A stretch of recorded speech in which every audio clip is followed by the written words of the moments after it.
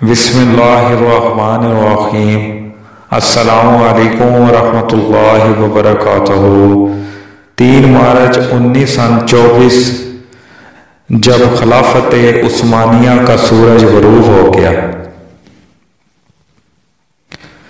19ویں صدی کے آخر میں خلافت عثمانیہ بے حد کمزور ہو چکی تھی، مالی حالات بھی نہایت خستہ تھی، حکومت بھی قرضوں میں جکڑی ہوئی تھی۔ خلیفہ عبد المجید ثانی سے ایک یہودیوں کے اعلیٰ سطح وفد نے ملاقات کی۔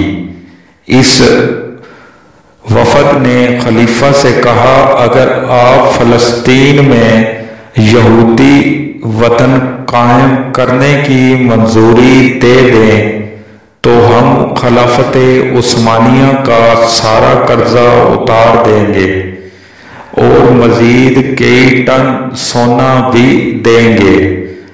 خلافت کے کمزور ہو جانے کے باوجود بھی خلیفہ عبد المجید نے وہ جواب دیا جسے تاریخ کبھی فراموش نہیں کر سکتی۔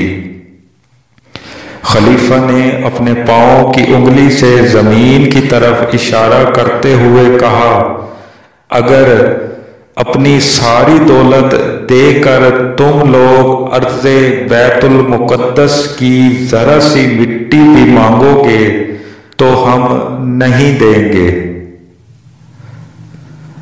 دوستو، ہماری ویڈیو اچھی لگی ہو تو ہمارے یوٹیوب چینل کو سبسکرائب کر لیں، ویڈیو کو اپنے دوستوں کے ساتھ شیئر کر دیں۔